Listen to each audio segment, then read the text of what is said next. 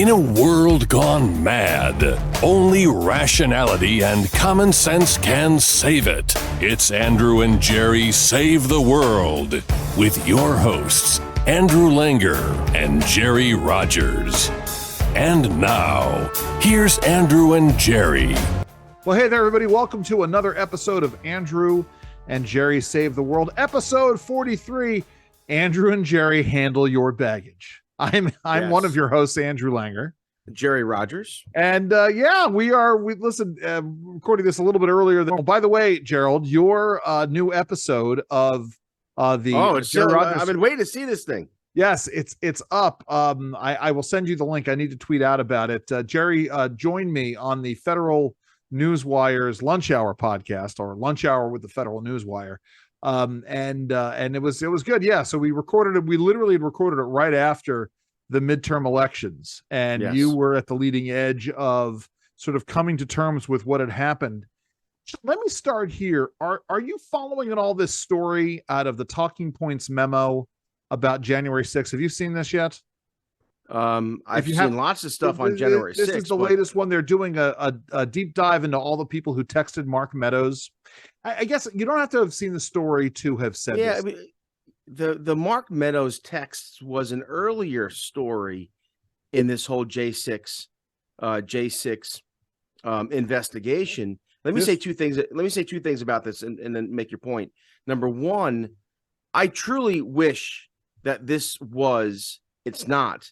It would have been better for us if this was an actual investigation. Right. It turns out it's a partisan clown show. Number two, earlier in the J6 show trial, they tried to make hay out of the text messages received by, at the time, Chief of Staff Mark Meadows. And I remember saying to you on air or the podcast at the time that these text messages to Meadows proves that it wasn't a conspiracy. Yeah. That people would not have been texting him, "Where's the president? Do something about this. No, what's going on?" The story is about the text trail of various members of Congress voicing a series of legal theories in response to, legitimate concerns that people had about the election. I guess this is the point that I raise with this, and there are 35 different members of Congress who were apparently texting Mark Meadows. And I want to pull it back because, it's one of these situations. I think about this in the context of hindsight being 2020. I think of it in terms of the context, of accountability. One of the phrases that comes up quite a bit is advancing thoroughly debunked theories about the election being stolen. And, people seem to forget that there was genuine confusion in the weeks after the election and had it happen, and legitimate concerns, incidentally, about what had transpired during the election, especially the changes to election law that had ensued afterwards. Legitimate questions that were out there. Again, when at the time, back between election 2020 and January of 2021, one of the things you and I had talked about was this idea of the time frame being so compressed between the election and the ability to investigate any kind of claims into the election.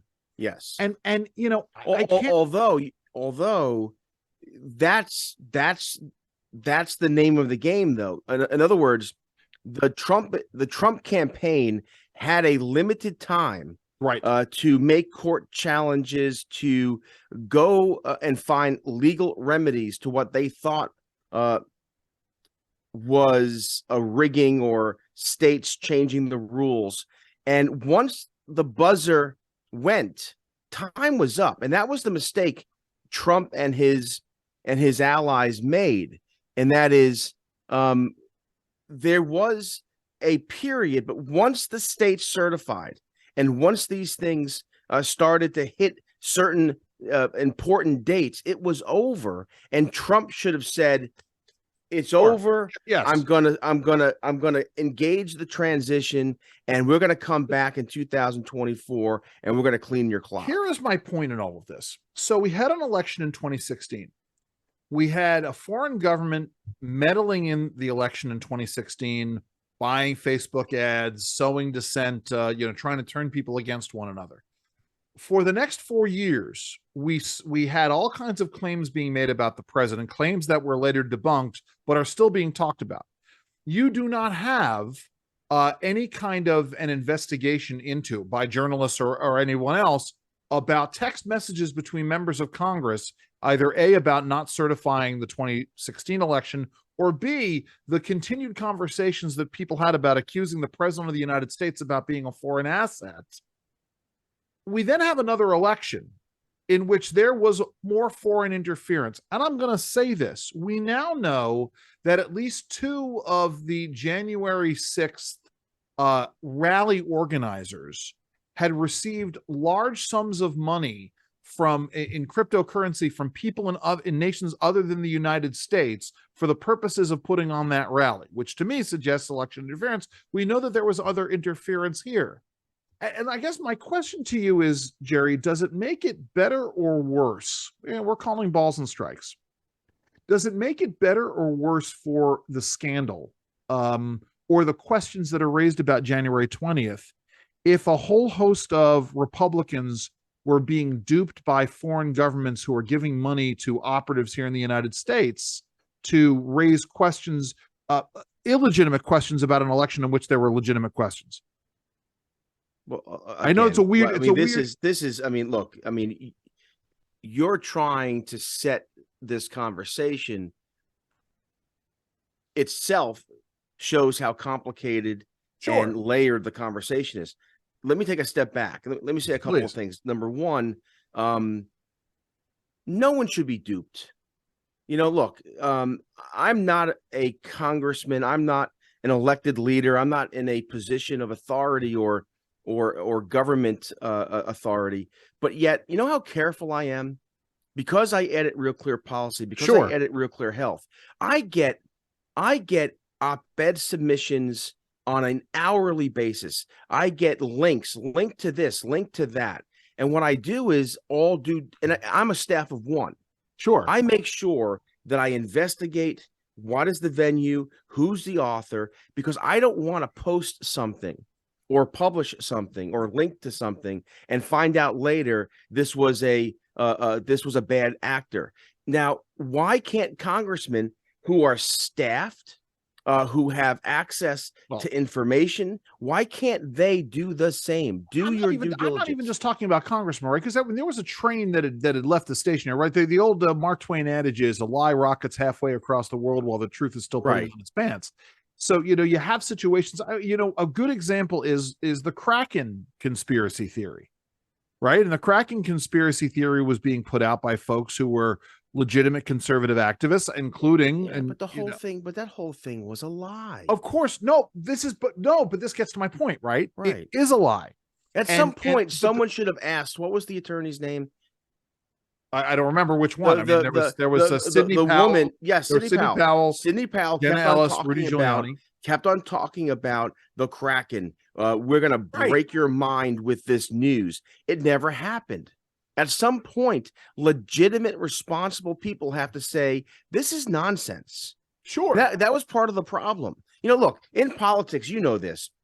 Sometimes we just believe what we want to believe. Of course. And the right is guilty of that, just as the left is. And unfortunately, too many legitimate leaders got caught up with the grifters and with the hangers on, those who needed Trump to continue doing what he was doing so they could make a buck. Well, no, but and this is my point in the end, because you say, well, people shouldn't have been duped, and yet people were duped. And so I guess I keep coming back to this with this idea of why is it better or worse? Why can't a member of Congress, I guess, cannot in 2022, you can no longer say, something, the Russians interfered with the election and they tried to steer us in this direction. They plot misinformation in our midst, and this is the Russians' fault. We can't do that, I guess, can we, in 2022? I mean, what's the point of it? Well, I mean, the point is, right, if we're trying to move on from this, And you have stories in Talking Points memo that are trying to essentially shame Republican members of Congress, especially true rock-ribbed conservative Republican members of Congress. The idea that we can no longer say, you know something, in the same way that the left was duped by Russian intelligence through the Steele dossier and a host of other things that the Russians did to mess around in 2016, the Russians turned around and did the same to us in 2020. And that way, to me, it shuts down the story. Yeah, but look, the bottom line for me is that, and again, you're hosting this week on WMAL.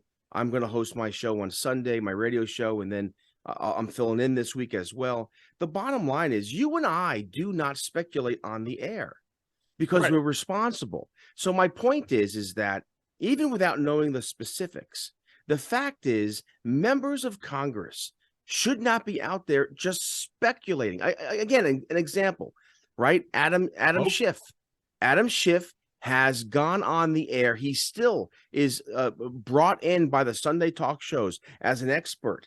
This guy promised us information, evidence, beyond a shadow of a doubt that Donald Trump colluded with Vladimir Putin to steal the 2016 election. He's still talking about that, and no one has asked him. Again, a simple Chuck Todd can ask him the question, hey, by the way, Congressman, can we see this evidence? And this underscores the double standard, because that is the thing that the left then turns around and does to the right on a continuous basis. I guess I wanted to go down this just because it was at the top of my head as I'm sort of reading through stuff, because the story was breaking. But the bottom line too for me is I'm tired of relitigating January 6th. It was a mob attack on the Capitol. It was horrible. Donald Trump should have done more in the moment to stop it.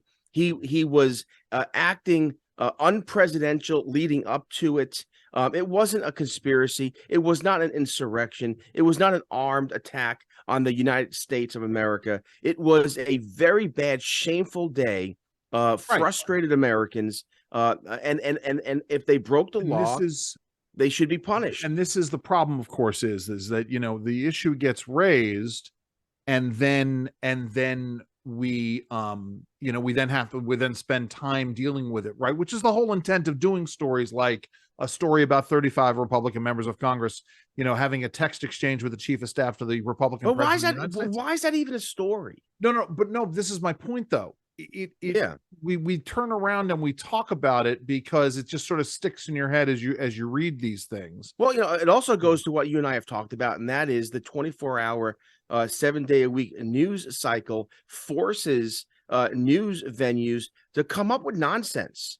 I mean, again, my job is I was up at 4:30 this morning. Sure. And I read, and I'm not joking.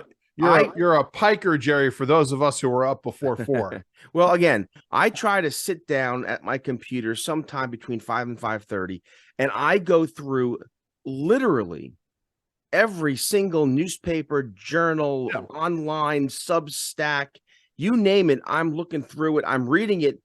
Most I'm also skimming. My point is that I find certain days I'm going through the New York Times, Washington Post, but also other venues, and I'm like, this is really the top news. This is but right, and you say, and you know where it's coming from.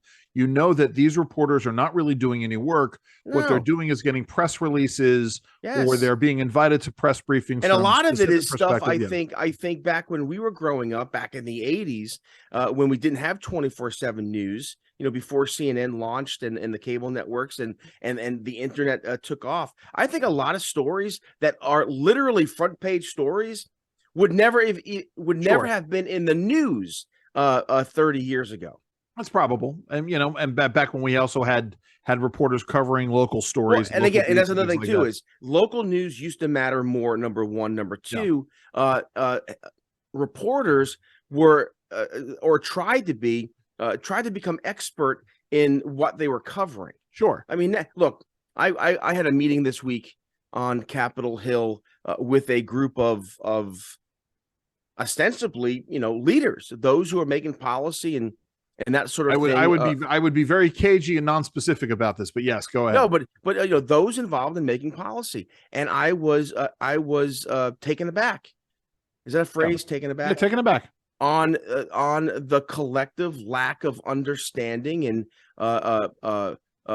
lack of knowledge, lack of how to communicate. Just I was struck by it. Actually interesting you say that, because one of the things we talked about on the air today was about Matt Taibbi, who is the reporter for Rolling Stone. Well, according to the Washington Post, he's a conservative journalist, which we all know that's not true. Yes, it's nonsense. And what he is, and again, there are things, and I will quote what Julie Gunlock said this morning, because I agree with this. There are things that Matt Taibbi has written that I disagree with. Matt spent a lot of time in the 2010s attacking and investigating and attacking friends of ours.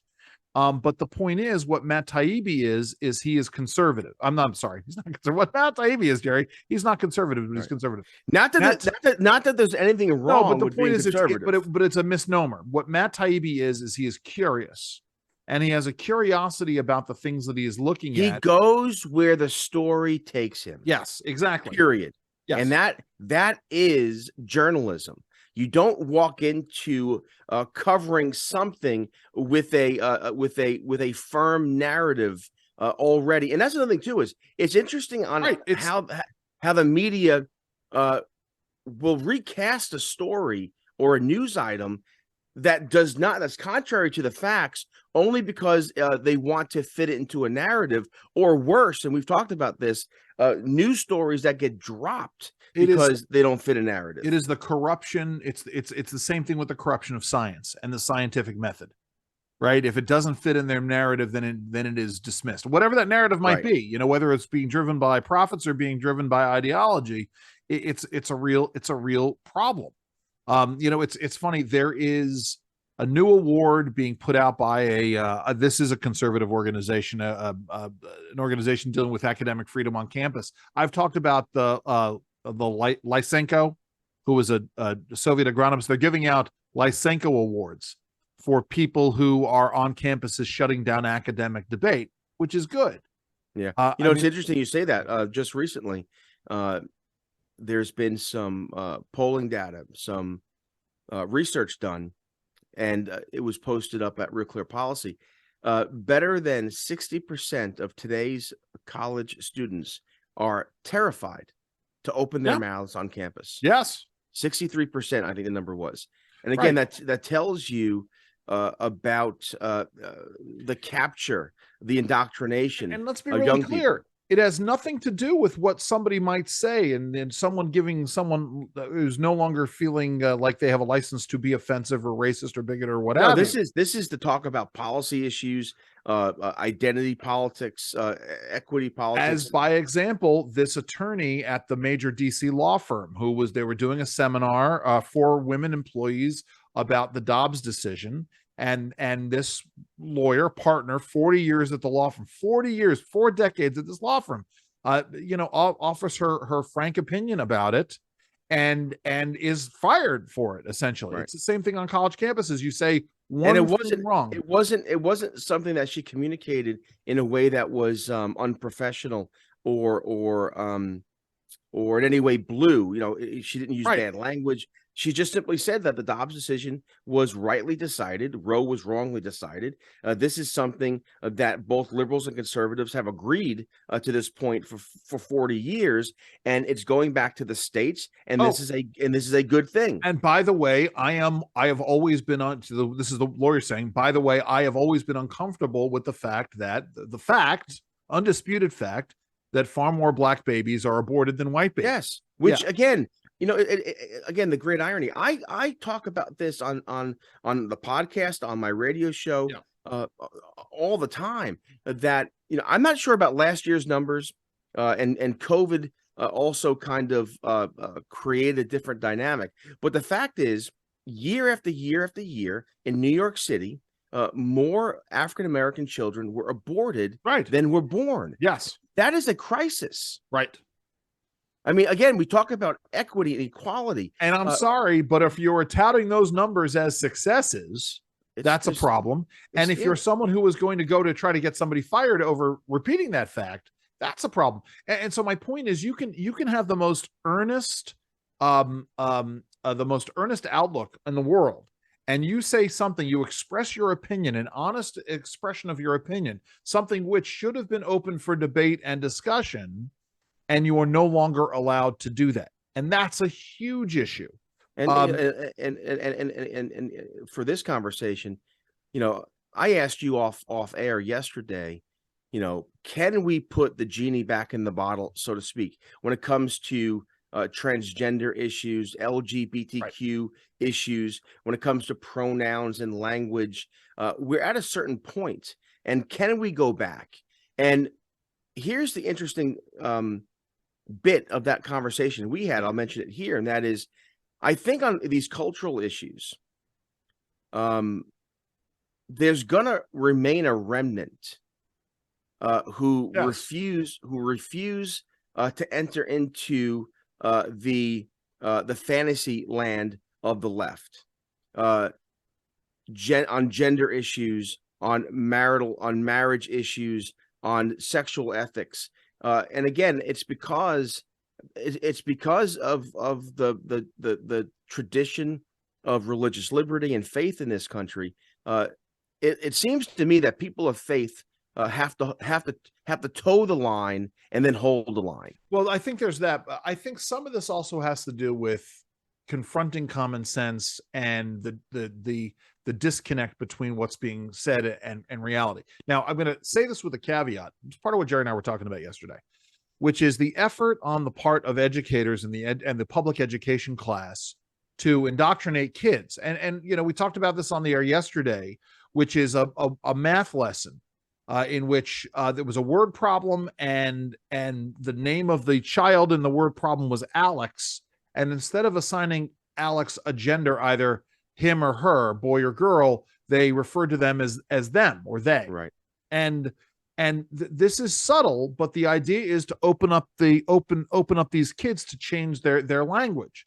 And so it becomes a generational disconnect. So I say this at the same time that, as they're moving the language and changing the language, which is truly Orwellian, by the way. If you go and you read Orwell's 1984, the whole concept of the Newspeak dictionary is to not have the language for dissenting thought. That's a huge problem in a society. And this is exactly what the left is doing. Yes. That being said, I think everybody recognizes that there is a cognitive disconnect between a normal human being and a 30-something male who looks kind of like Matt Damon with a bald head and a mustache wearing a cocktail dress.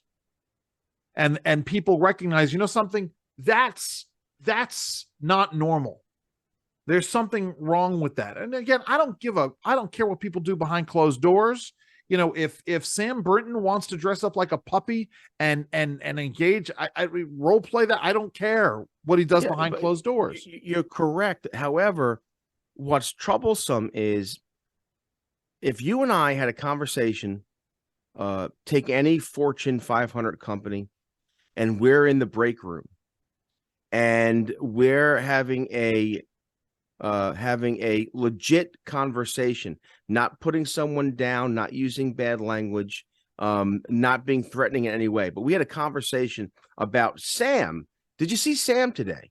Yeah. Sam was wearing orange lipstick, high heels, and a cocktail dress. Yes. Andrew, that's not good for the workplace. Right. Now, if that conversation was overheard, we would be reported to HR and most likely be fired or be forced into some kind of re-education training program.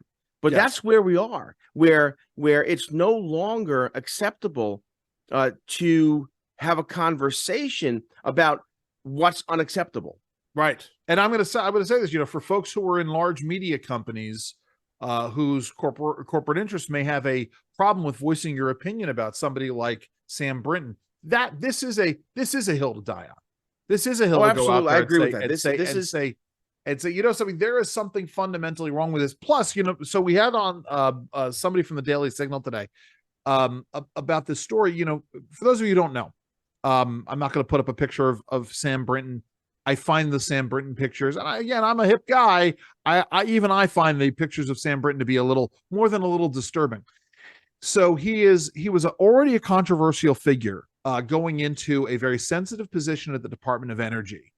And controversial because, as Jerry points out, it's a bald 30-something man with a mustache, ginger mustache, who wears lipstick and cocktail dresses and high heels. And by the way, just to clarify, a woman who dressed in some of these cocktail dresses in the workplace would be inappropriate. Well, that's absolutely That's another thing too, is there's one thing to wear something to the club. Right. It's another thing to wear it to your government job.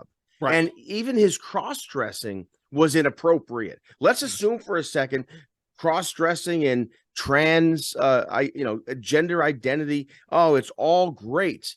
But still, should you wear that dress? Yes, because especially with that lipstick, should you wear that dress again? So the question is, if we can't have these conversations any longer, I mean, why bother getting dressed for the office period? Sure, of course, yes, but so for those of you I identify as someone who's wearing clothes, even though I'm not wearing clothes. We called this show right. Listen, that's a whole. By the way, that's a whole nother conversation about what constitutes something that we can challenge objective reality on and objective facts on, and what we can't. But so the reason why we're calling this Andrew and Jerry Handle Your Baggage is because this person, and I think he identifies as a he, not that it matters. We're going to call him a he for the purposes of this conversation. Why would you and I engage in that nonsense either? If we, for the Andrew and Jerry show, we should call men he and women she. Okay, I think that's fair. I don't want to engage in the trans Orwellianism. The first story comes down. Sam Brinton shows up at National Airport to fly to Minneapolis, doesn't check a bag, then goes and allegedly steals a bag off the conveyor belt, a rather expensive piece of luggage. And eventually is discovered by, they figure out who it is.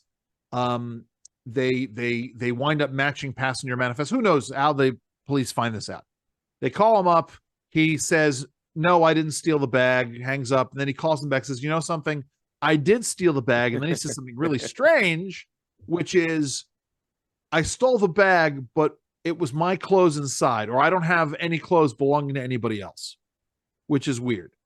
So that's the first thing. Then this past week, maybe even the last couple of days, a second story comes up. Police in Las Vegas at the McCarran Airport, what's now Harry Reid Airport. They had the same thing. So this guy has allegedly done this at least twice, probably more. I can make the joke that, his wardrobe is now much better understood if you think that he just wears clothes that he gets from somebody else.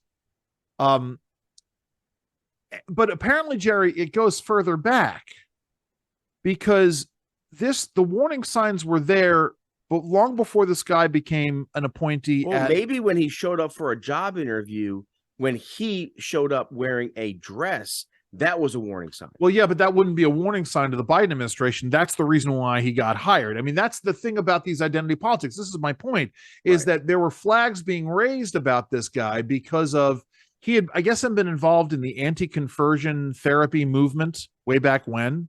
And even other anti-conversion activists were saying, hey, there's something wrong with this guy and his story. Things don't check out, and he's not to be trusted. And despite the fact that there were news stories raising this as an issue when this guy was appointed, nobody listened, because it's ideology uber alles. You mentioned this, what's now widely accepted, making illegal, criminalizing psychiatric care when it comes to gender issues and sexuality issues. But think about this. Think about someone who is gender confused and wants to go to a psychiatrist to talk out this issue. The psychiatrist is not allowed in many states to have a frank, science-based, medical-based conversation with his or her patient, because it's illegal to convert someone from gender confusion to gender certainty. if I identify as trans, but I'm unsettled by it, the medical provider cannot give sound medical counsel. Right.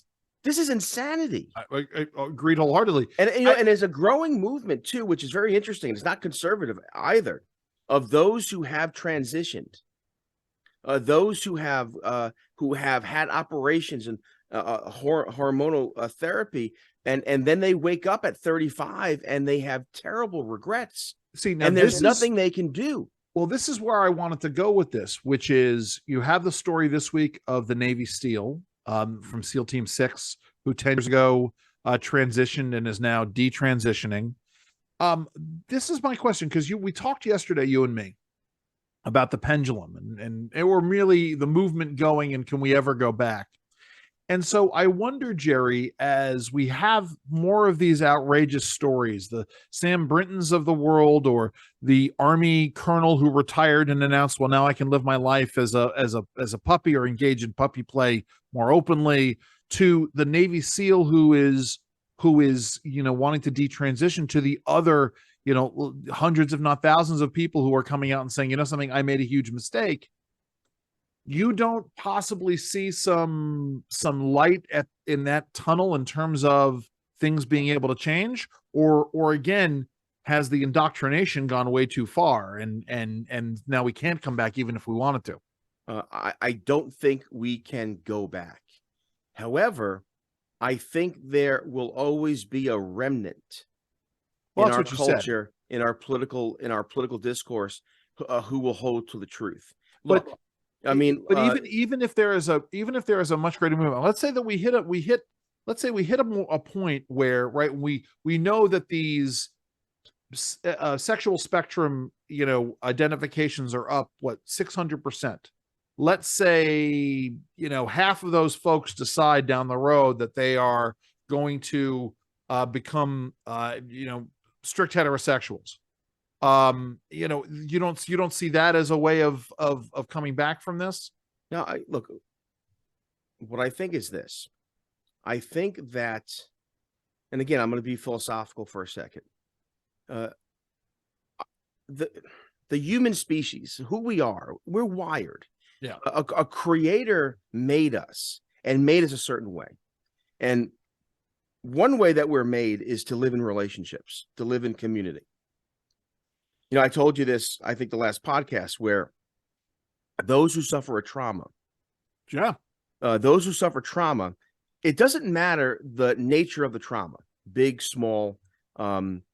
It's people recover from a traumatic experience if they have good relationships. Right. Those who don't have good relationships, the trauma impacts them negatively for their entire lives. Sure. My point in saying this is that we're wired to live in relationships. So and there's a point to this, where I think we're going in terms of our public discourse on these issues is, I think you're going to see folks organize themselves differently in community.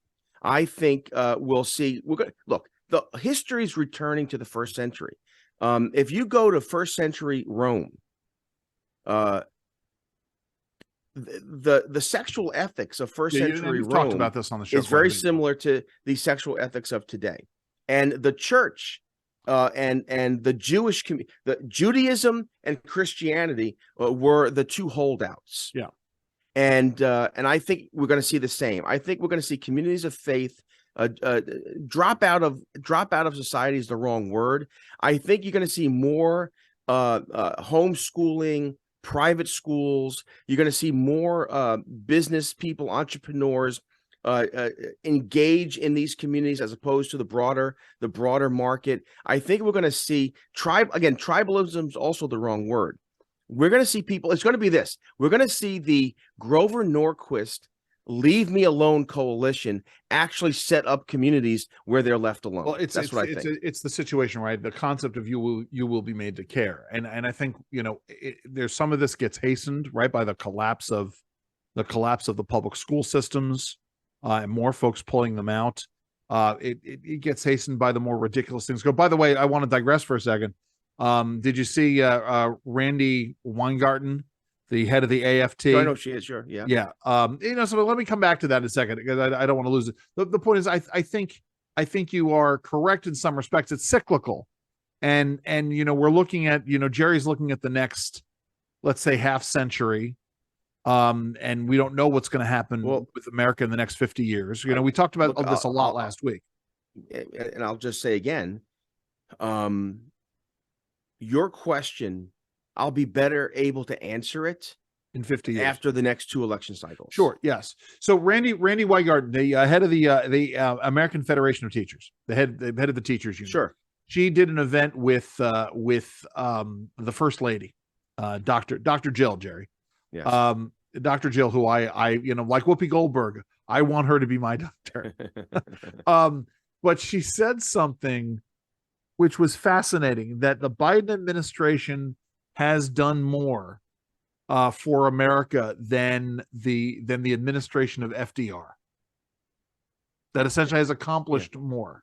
This is evidence of our failed public school system. Well, and she said, I'm a public school history teacher. Now, Julie points out, and there's a lot of folks, I thought you were going to go down the gallows humor route, that insofar as Joe Biden has done things to transform America, there's you could sort of. I'm not even sure if that's true. Yeah, I mean, my goodness, FDR. In a very literal way, transformed America. Your parents are also part of the conservative New Deal coalition, right? Well, my dad was born in 1938, and he was raised with a an admiration for FDR. Yeah. And my father, again, my father's viscerally conservative. He's a man of faith. He's a Christian, but also understands the importance of safety net and government action. Look, here's the thing. You and I aren't opposed to government action. What we're opposed to is government interference. Right. When the government crowds out the market, when the government expels from the public square the little platoons. That's what we're opposed to. And this was my point that I made, which is we are still, the fact that we still have institutions, whether or not it's government agencies or government programs, still on the books today, almost 80 years after FDR died, right? That shows you how different the consequences are. Social Security and Medicare, right, transformed America. Right. It took what, 40 years to finally get rid of the Interstate Commerce Commission. Yeah. But here's the thing about that comment about Joe Biden. It betrays a unseriousness, and again, it betrays this idea that the left are zealots. Everything is religion for them. I don't understand, and for those who are listening, why anyone would send their children to public school. It is every public school everywhere is teaching a false religion. Right. Period. But it gets back to something we've also talked about in terms of the concept of you will be made to care, in terms of the Leave Us Alone coalition. Most folks, they live their lives. They go to work, they have fun with their friends, they see their families, not necessarily all in that order, but they try to live their lives, in their own way, and they're too busy. And so for a lot of folks, it's like, well, I'll send my kids to public school, I'll show up on parent teacher day, but everything else is just, and that's not an indictment of parents. It's just, it's the way, things are. But I think COVID, after COVID, the teacher unions kept the schools closed, and the myriad abuse done to our children as a result of that, we will be feeling for the next 2 generations. Right. And this is why you're seeing so many people getting involved in their local schools, which is the best outcome of all of these things. Yeah, but even there, I was talking to again, this is anecdotal, but I think sometimes these things prove a broader point. I was talking to a young mother who's involved in the school board, who actually helped elect a school board member who was more right of center, more reasonable. But a lot of the school boards, local school boards, have to implement what the state legislature passes. Well, yeah, there's that aspect. Right. So in New Jersey, for and instance, they've passed, the state legislature has passed a very radical gender identity for the youngest grades, gender identity, trans identity curriculum, and no school board can stop it. Right. But I mean, but this is why elections matter in the end. I mean, those are sort of, again, all of these things have to happen. In so many things you and I have been talking about in the last few weeks, it's not an either or thing. It's not, you have to do X at the sacrifice of Y. You have to do X and Y. So you have to run good people for school board. You have to run good people for state legislature. I'll give you an example. It's out of Virginia this week, right? Which is that you have the situation in the Loudoun County schools, where there was the student who was sexually assaulted by the supposedly transgender student. The school board tried to, and the school administration tried to cover it up. So you have new people being elected to the school board. There's that aspect of it. You have the superintendent that got suspended. And now, because you have a new attorney general being elected in Virginia, now the former school superintendent and the spokesman have been indicted. Good. And so these are things that, that have to change. But, you're right, Jerry. You have to have changes at the school board level. You have to have changes at the legislative level, the legislature. And you have to have changes at the the attorney general level. And again, I'm not in a curmudgeon mood, but no, you're certainly not as curmudgeonly as you were last week. But however, let's look. There is the principle, there is the theory, and then there's the practice, right? Yes. And one thing that as I get older, I care more now about practical intelligence. Yes. Here's the thing. New Jersey is not going to suddenly change direction, elect a more center-right legislature, elect a reasonable, moderate Republican governor, and then school boards at the same time elect center-right, moderate school board members. Those things aren't going to happen, period, right. Ever. It's done. So back to my community, I think what needs to happen is, like, for instance, my parents go to a church in North Jersey. It is a wealthy church. It has 6 or 7 campuses. It has one of the largest community centers in the state. And in other words, it is a network unto itself. Sure. What it needs to do is open up grammar schools and middle schools and high schools. What it needs to do is employ people and be entrepreneurial in terms of startups and small businesses. That's how we're going to save America. We're not going to save America by electing a better legislature. We're going to save America with entrepreneurs and small businesses and families and churches. Now, a lot of America won't choose that. Yeah. But I think that's where we're heading. We're heading to a point where communities will take care of themselves. And you're right. They will still be made to care. But guess what? If you could work for the local business and not have to worry about working for a Fortune 500 company, you'll be better off. And I think, and you know this, and I know this, in terms of just market capitalism, free enterprise, all net new jobs are created by small businesses and startup firms. It's not. So we don't even. So at some point, conservatives and Christians, people of faith, secular people who are conservative, we can drop out. We can drop out of the larger culture and still live our lives and still stand up for what's right and wrong. I'm not saying drop out to the extent you become a hermit. I'm saying that you got to live your life, protect your family, protect your business. You have to, start with education. Everyone, take your kids out of public school. Start homeschool pods. Every church in America should have a high school, grammar school, and middle school. When our parents grew up in New York, what was the center of the community or the center of the neighborhood? For the Irish Catholics, it was the church. Oh, it was the church. Listen, but here's the church. So you had a parish, you had a church in that parish, obviously, and a lot of people owned businesses around the parish. A lot of people sent their kids to the parish school. Sure, of course. Grown-ups and teenagers alike went to the parish social events.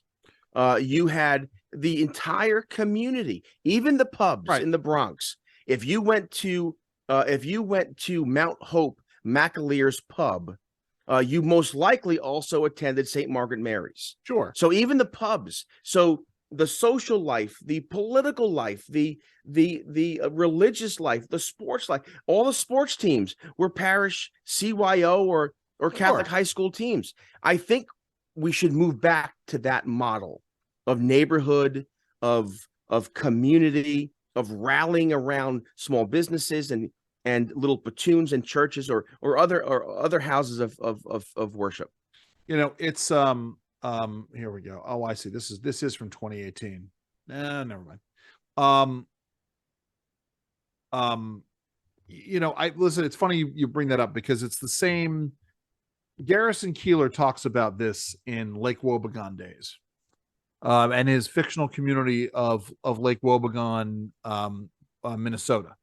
It's essentially the same kind of the Catholics do one thing, the Lutherans do something else. The Catskills, Fitzgerald, Catskills. You had the Jewish Catskills and the Irish Catskills. Yes, of course, right. But all based upon the neighborhood. My point in all of this was, part of this. It's interesting because the destruction of the neighborhood gets into this. The transient nature of work gets into this. Anyway, all of these think things. about it. So Erica and I belong to a nice church, but frankly, the church is not the center of our community because our kids are involved in parochial schools with sports, and so our community is so dispersed that there really is no community. Yeah, and I think again, Jerry, you have nobody to go on couples dates with. But I do think if we want to have an impact on the culture, by the way, I think Andrew Breitbart was wrong. Okay. I don't think politics is downstream from culture. If anything, the last 20 years taught us is the very opposite. What he's saying is that because we lost what he meant was because we lost the cultural battle in the 70s, right? 60s, late 60s and into the 70s, that, planted its seeds and changed the politics.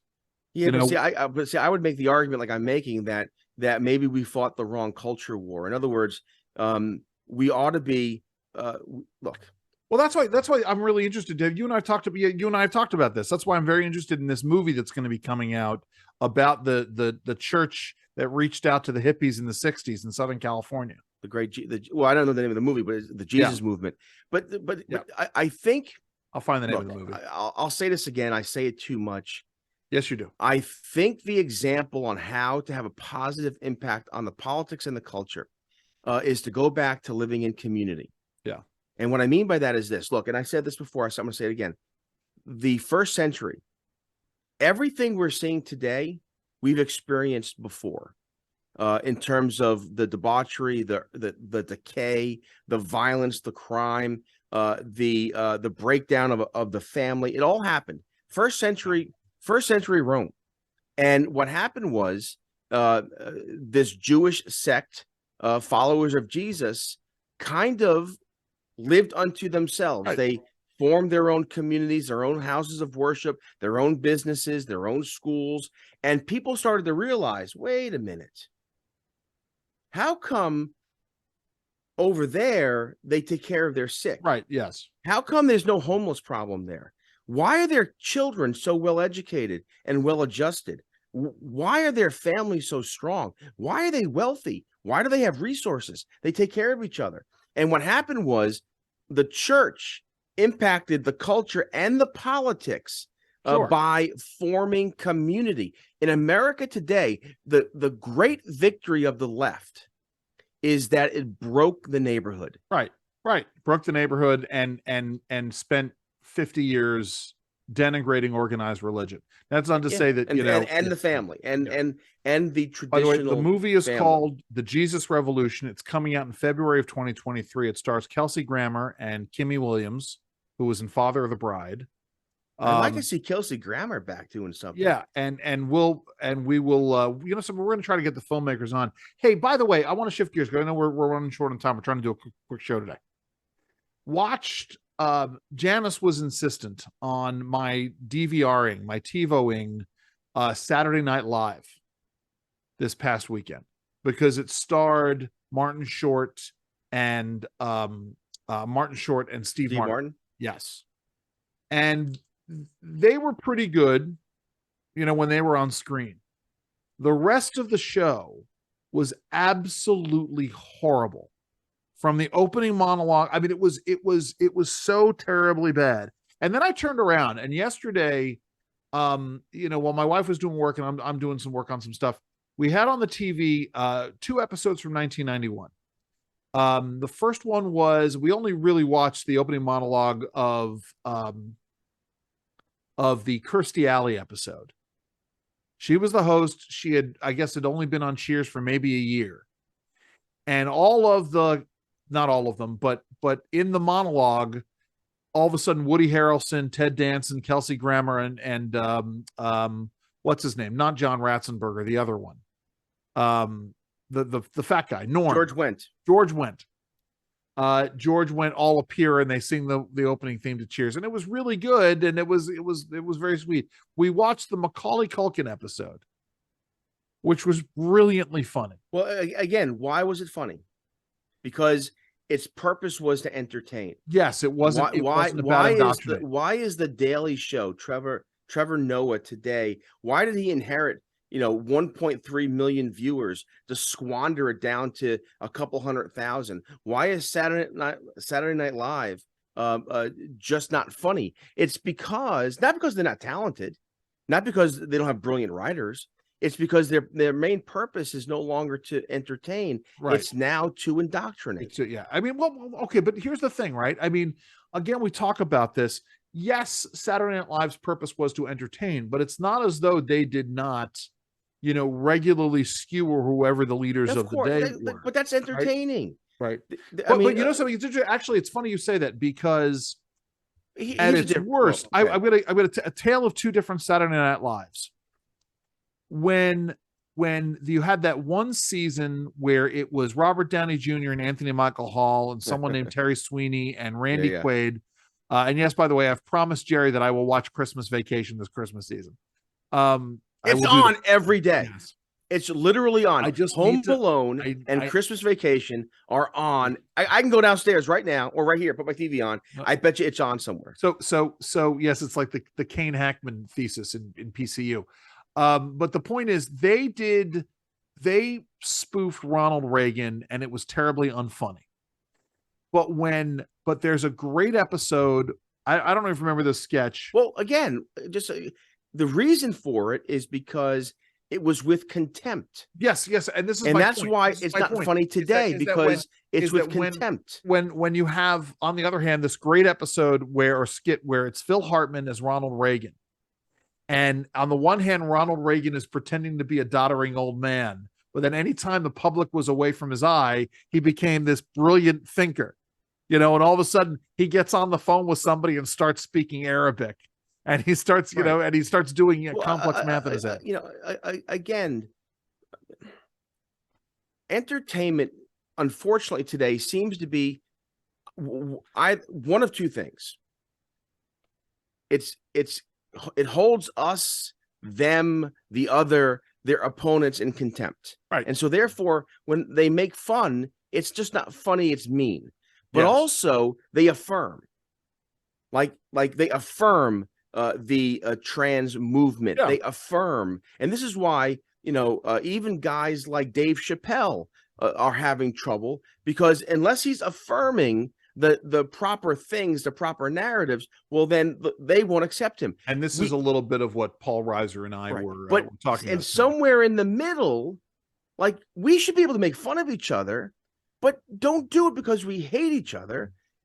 make fun of each other. Right. We don't even have to agree. It's the idea of the roast. Hey, by the way, Yes. I watched. That's very good, by the way. I watched Dean Martin roast. Those things are still funny. Yes, well, to an extent. I mean, I think the Friars Club ones and the Comedy Central ones are even better.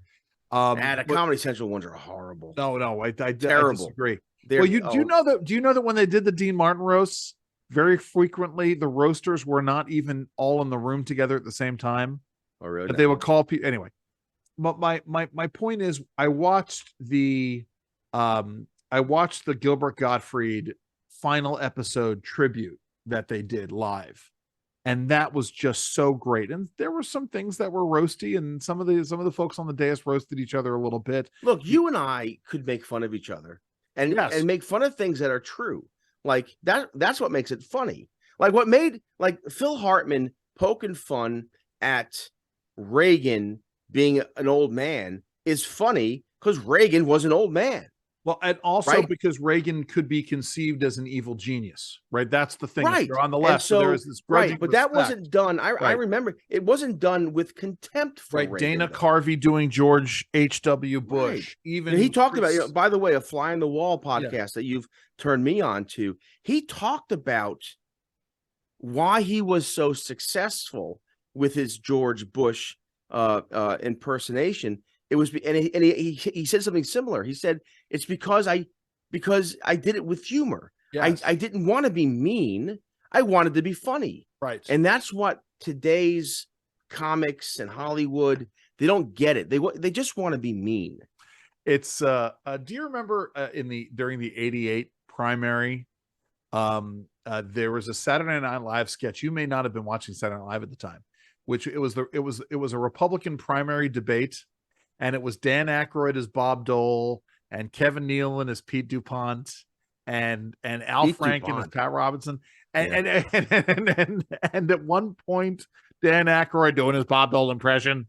You know, my good friend Pete DuPont, my good friend Pierre DuPont. That's your name, Pete.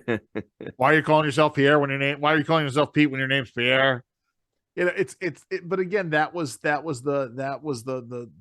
funny thing about this. There was something else too, Jerry, and I forgot what it was. Because we are running short. What are you playing on? What's the Christmas music that you're playing right now? Oh, well, it depends on the day or the type of day. The morning, it's Christmas classics. So it's Bing. Yeah. It's Johnny Mathis. It's Nat King Cole in the morning. In the evenings, dinner time, it's Christmas acoustic. Nice. So it's more modern artists and alternative music. When I'm by myself, though, I go right to the Elvis. Do you have recommendations on Irish or generally Celtic Christmas music? Well, I tell you what, I have a playlist of. Is there a Celtic... Pure Moods Christmas album? There's got it. I don't know. You don't remember Pure Moods? No, but Pure Moods was like yeah. Of course. It was a compilation CD with all kinds of new wave music. If you go to whatever music source you use, I have a playlist of Celtic music. I have a playlist of just hymns, of Old English Christmas. Jerry, at some point, are the liberal churches going to change, and instead of calling them hymns, are they going to call them theirs? I guess so, right? Oh, that's so funny. I wish I had the bell. That's exactly. Look at you. Yeah, thank you. Hey, so listen to something after almost 7 hours of recording today. It's all 6 hours of recording today. Jerry, when are you on this week? Thursday the 15th. I'm on 10 to 2 at WBAL, and of course Sunday. Jerry 10 to 2. 10 to 2, baby. And then on Sunday, the Jerry Rogers Show. I tell you what, my shows have been great fun. Yes. Best shows I've been doing. Hey, you could go to the WBAL website. They're all podcasted. And go listen. They're all podcasted I said this to Andrew. if anyone of importance was actually listening, like someone in the industry, yes, I'd be syndicated. I'd have a syndication deal like that. Because it's radio magic is what I'm putting out there. I'd like to think the same on my end. By the way, let's do a congratulations to our friend. Yes, we would be remiss if we did not pass on congratulations to Chris Carlheim, yes, producer extraordinaire, really finally getting the recognition that he deserves in terms of his contributions to WBAL. So salute Chris Karlheim. Slanted to Mazel Tov to Chris Karlheim. This is Mazel. That's exactly right. I am new episode this week of the lunch hour with Federal Newswire. My guest Jerry Rogers this week. Woo, well worth finally. It. I don't know if I told you this, Jerry. I've started leaving on either our podcast or the lunch hour podcast for the dog when I go out of the house. Oh, boy. That way he hears my voice and he hears your voice. He's used to your voice as well. So that's a good thing. I am on for Larry O'Connor all of this week, 5 a.m. to 9 a.m. on WMAL. Those are also being podcasted. So Excellent. Check that out. Especially talking to on Wednesday of this week, because I don't know when this is going to go up. Paul Reiser. We'll give the date. Don't say Wednesday. Well, Wednesday the 14th is the Paul Reiser interview, but that will be podcasted afterwards, and we'll make sure we get that. I'm so looking forward to this. Yeah, it's good. So I put the plug in here. You want to join me and possibly Jerry? I don't know if you decided to do. Yeah, I haven't looked into it yet. I want to go see Paul Reiser. Saturday, January 21st at the casino, Hollywood Casino in Charlestown, West Virginia. We're gonna go see Paul Reiser. Jerry, what do you want? Today's comedians. Funny, Yes. man. Not so much. Not so much. Not so much. Jerry, what do you want people to do? Oh, I tell you, find the truth, plant your feet, and stand firm. God bless you. Have a great week, everybody. Have fun, and please stay safe.